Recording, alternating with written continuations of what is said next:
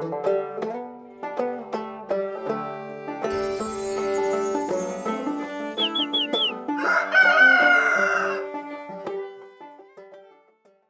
we're back with Harvey Hubbell Show and Tell, and I'm with my best buddy and pal, Clarice Jackson, who is Hello.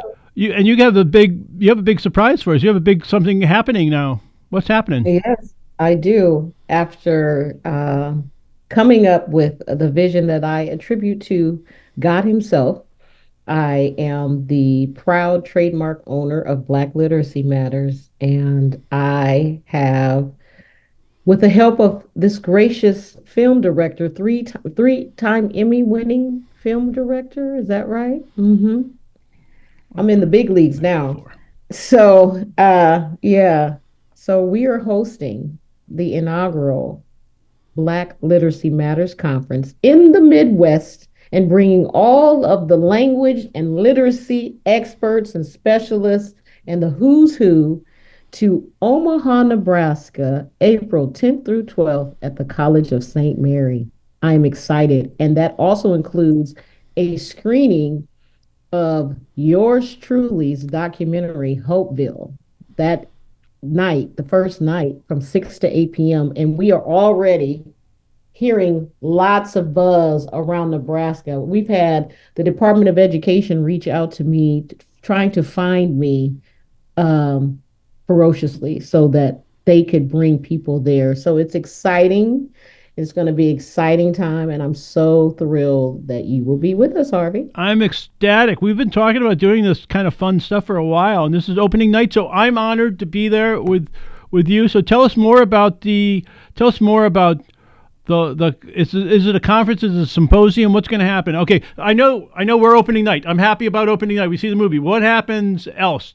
There's We've got a wealth of well-known keynotes and speakers lined up. We're going to have breakout sessions. We're going to have keynotes from the likes of Kareem Weaver, Dr. Sean Anthony Robinson, Amir Baraka, Dr. Tracy Whedon, Dr. Julie Washington, who are going to just talk about all things literacy as it pertains to the African American population. And we know, unfortunately, that the literacy rates of African Americans disproportionately has been at a disadvantage since post-slavery. Post-slavery, the literacy rates of slaves that were allowed or found a way, a creative way to learn how to read were about 10%. And so when we look at NAEP scores across the nation currently, those scores sit around 12 to 15% proficiency for Black students. So where have we really gone?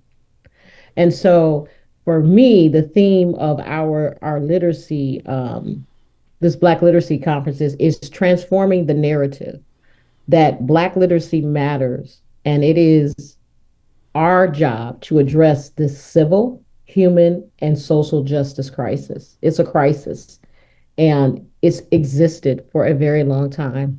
And so my hope from this inaugural conference is that we come together, we share the data, we look and take a stark look at what's happening and what is not happening as it pertains to literacy with Black students, and that we leave there empowered, synergized with solutions to take back to our communities so that we can change this narrative once and for all, because it shouldn't exist. well, that's a powerhouse crew you have there. I mean, you have some you have the thought leaders of our time, and they're all coming to Omaha, Nebraska. Yeah, I'm honored. I'm honored. I consider it a blessing that all of these key people are coming together for such a time as this. I think it's beyond us. I think collectively, all of us have been called, summoned, feel some type of way that we need to be all together at that time. And I think that we're going to see powerful results from it. I believe that, but I want to know something, and I told you that I'm going to want to know this: the hero's Oh, journey. good. So you, Yeah. so I don't know how we've known each other for 10 years or a decade or so, a little bit Yeah. more. So, Yeah. but before that, so I'm always wondering how these heroes get going. And so when I think about like you, little baby Clarice, when you were 3 years old, 5 years old, who were you at 3 or 5 years old? Did you learn to read easy? Or how come you became? Wait a minute. One thing I do know about you, and tell me when I'm wrong. I think I remember hearing that you started off as a reading volunteer in a classroom. So how did you Reading get? paraprofessional, Well, yes. how did you start? And now I want to know who you are now. But so how did you get from little baby Clarice to the woman I'm seeing in front of me, the godmother of the conference, of the first conference? The godmother, like the godfather. I love it. That's you, I baby. love it. I love it, Harvey. Well, to try to make it short and sweet, I grew up in a household with a father who was a school teacher. He taught in the public school system for 35 years, English, math, and social studies. Back then, they called it core. So that's what he taught. So, for as long as I remember, I have always had an affinity for teaching. And you could find little young Clarice running around a neighborhood where there was lots of duplexes and townhouses with families in them. And I would be seen gathering up all the kids in the neighborhood, bringing them to my porch to play school, and I would be the teacher. And I took it very seriously. I taught kids how to tie their shoes and to learn the alphabet and to sound out words and all of that. And I was doing that at 12 years old. I didn't realize the impact of that until much later in life, actually, well into my adulthood, after I had started Voice Advocacy Center. I ran into one of the parents of the kids in the grocery store, and she walked up to me and she was crying. And she said, "Oh my God, Clarice, I wish I would have had you for my second daughter. You helped my daughter so much in her childhood and you prepared her for school. And there was a stark difference between her and my other daughter. And I wish you would have been, and we would have still lived in the same neighborhood." And that's when I really realized that I was making an impact as a child, something that I thought was fun and to play teacher. I was actually impacting lives then. And then what most of us in this space will find, we have a personal journey with literacy and dyslexia. And so my daughter struggled to read, and for all intents and purposes, nothing was wrong with her cognitively. One of the brightest minds you will ever know. And she couldn't read, and she made it to fourth grade not able to read simple 2 and 3 letter words. And I was the parent that all parents are suggested to be by the school. Are you engaged? Do you participate? Are you a team player with the teachers? Do you help your kids with their homework? Do you read to your children 20 minutes a day at home? I did all those things, and she still couldn't read, and they had no solution for me. And so I began to look outside of the public school and found the term dyslexia. And that opened up my world to something that the school had never mentioned to me before. And as I began to study it, I said I could identify my daughter in it. And so that began the journey of getting her the help she needed, which I did. And she went from a non-reader to a third grade reader by putting her in a school that used a structured literacy program. And that forever changed my life. And I thought to myself, if I, as a single parent, had to go through all the hoops and hurdles and the crying and the tears at night, and my daughter hitting her head and telling me how stupid she was, to me crying and feeling helpless, how do I help her? How do I assist her? How do I make life better for her when she's sitting in a classroom where she essentially does not know the language of her peers? She doesn't know how to engage with them, and she feels like school is the most horrible place on the planet. There's got to be other families out there that feel exactly the same way, and I want to be a help and a support to them. And so from that, Voice Advocacy Center was birthed in 2012. And I like to always make sure that I'm very clear. I was called to this place. God told me, you're going to leave your comfortable job where you know where your paycheck is coming every 2 weeks, and you're going to start and found an entity called Voice Advocacy Center to help families and children, that you're going to be a beacon of light for them to run to get help in aiding them on this path of literacy, because literacy intersects with everything we do in life. And if you cannot read, your life is dismal. And so I am that voice. That's the story. That's the origin story. Well, And that's the so we origin. That's the origin Mhm. story, but in it there's a bigger story. Your dad was a powerhouse and he was a leader and he was an educator. So you came from an educator family. You were an educator. Yes, You were a born educator, but then all of a yes, sudden dyslexia, because we know dyslexia doesn't discriminate one way or another. But it does not. but I do know one thing. I know back in the 60s and the 70s, people call it it's a white person's disease or something like that. And We and do. forget about male and female. We know Right. all of this stuff has come out over the last since you and I've been on the ground on watch. So now when we first got together, it was like at a dyslexia conference where we're walking around with pieces of the puzzle, putting pieces of the puzzle together, like, oh, hey, hey. So, which is Yes. right? That's our bond. Yes. That's our bond. And you bringing that up reminds me of some of the more intense conversations that we've had. I think that from the beginning, we both understood that in this space where dyslexia itself does not discriminate, that there still existed disproportionality as it pertained to access and teaching for children who struggle with dyslexia. And so I think at that time, and one of our keynotes is Dr. Keith McGee, and he was the co-founder of the Yale Multicultural and Dyslexia Awareness Initiative. He will be with us April 10th through 12th. And they Yale said it best that it is more prevalent in African American and Latino communities. Why? Because as we just said, dyslexia does not discriminate, but it's due to access, it's due to resources. And so these particular communities lack the things that most people have access to. And it's because of those factors and stigmas, because stigmatization is a huge piece of why sometimes families of color avoid having the conversations about learning disabilities. What does that look like for a Black child who already has um, barriers to overcome educationally as well.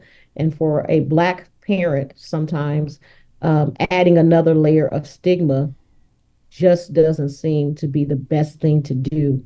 And until we address those issues and make safe spaces for parents of students who have learning challenges, we're going to still see the dismal scores that we see in reading. And so that's why this conference is imperative, that this clarion call to those that are in leadership that have access to children of color, that we all become very conscious about what has transpired.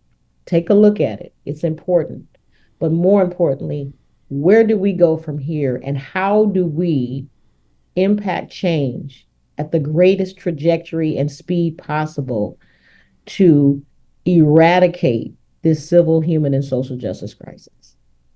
Well, you said a mouthful, and you have a lot of people there. I was talking to Julie Washington a couple of weeks ago in New Orleans on the same subject. But what do I know? I'm a white guy. However, I do You're an know ally. I'm an You're an ally. ally. I'm an ally. But a long time ago, whatever a long time ago is, in our lifetime, Yes. if a family had some money, and I don't care what color, nationality, race, religion, or something, if they're gonna put money in, they have two kids, they're gonna put money into the male child over the female child. That's just Mhm. I'm talking United States, modern United States time. Like 1960s, 1970s. They would make these decisions, and before that, so just that alone, you're taking out 50% of the population of just not. Now, one of the things we were talking about is there's all these schools, but they cost $50,000 a year. There's these Yeah. there's these tutors, and they cost a lot. There's these 185 and up. 185 and up. So Mhm. there's these programs because of what's happening. People are talking about this. So regardless of race or your religion, or I know in certain parts on the other side of the world, you just don't even want to mention your kid is dyslexic. You just don't want to say that. Right. So we're coming to an awareness now in the last 20 or 30 years where, you know, for us, I mean, when my daughter found out she was dyslexic, she was like, "Wow, that's cool. Be cool in the Hubble family, be dyslexic. It's a family business, you know. Right. It's Right. good." But see, now we're coming around this whole thing, and I, one of the things that's happening, especially in the black and brown community, is we don't have enough teachers that look like our students, which We don't. which we have to change that. That's We do. gonna we're gonna change that on our watch, because I mean I got this memories from the 1960s, and I watch 1960s TV shows and 1970s TV shows, you know. So we got a lot of work cut out from us. Am I right? Yes. Yes, we do. Yes, we do. So And it's important that you said that children need to identify and see people that look like them in all spaces, particularly in education. Black males need to see black male teachers. Uh, Black little girls need to see Black women teachers. We need to see that. We need to identify with that. And that helps aid in the teaching of our students. Not that we can't be taught by someone that is of non-color, because we've been doing that for years, but it is in fact important. When you think about, I don't know why this just came to my mind. When you think about the Little Mermaid, I don't know if you saw clips of little girls that got the first glimpse of Hallie, the young African American actor who played Ariel in this latest version of the Little Mermaids, and the little girls, the little Black girls that were videoed and were shown on social media and in ads, and the tears and the joy and the excitement in their eyes when they saw the person behind the singing of the Little Mermaid, and she looked like them. It was powerful. We need that in the spaces that are the classrooms of students like ours. well, we have a lot to unpack. You know, as we've said before, we have a lot going on, and I think your powerhouse of your educators um, is they have unique stories in themselves. I want to have them on our podcast. Well, in and I'm honored that we're doing opening night with you. Tracy Whedon is our film. Amir Baraka is in our film. These are people on your panel. Dr. Yes. Julie Washington is in our film. Meanwhile, the rest of Kareem and I are doing some stuff. I'm working with him. I love him. Doctor Dyslexia dude. Uh, Yes, Dr. Sean Robinson. who Yes, he will yeah be with us as well. who makes dictionaries, or the encyclopedia dictionary, whatever, like makes it fun, and he brings it out. I mean, what a great educator. This is kind of the world we're in right now, of where education is, I believe, and what do I know? But education is the equalizer in bringing things out now, and how we get there. But it's been like stacked against us in different levels, and in black and brown people one way, and a dyslexic kid another way. If you're a disruptor in a class, you're a disruptor in a class. And Exactly. if the teacher doesn't know what's going on, the Yeah, and a lot of times we know that kids that are neurodiverse, that when they find that they don't have tools to help them and aid them in the classroom, that they try to avoid the classroom. And that's where you get behaviors that arise out of that. And if our classrooms and our teachers are not aware that that is one of the things that exists for neurodiverse students who are not being addressed, and more specifically, when that's compounded upon an African American child who is six times as likely to be disproportionately labeled oppositionally defiant or having a behavior issue, that they are disciplined harsher than their other counterparts. And so if you add the dyslexia or a learning challenge on top of it that's not being addressed, behaviors are going to escalate. And so our teachers need to be armed with that information, uh, so that they can see the signs and address it in that way, that we do a more restorative approach versus a punitive approach to bad behavior, but we really address what the root cause is. And I wanted to say this. as well that this conference is entitled Black Literacy Matters. It is talking about the uh, the lack thereof and the improvement that needs to happen when it comes to Black literacy. However, it is open to all races. This is not an attack on literacy as as it as it may appear from maybe people's perception that, oh, this is literacy for them.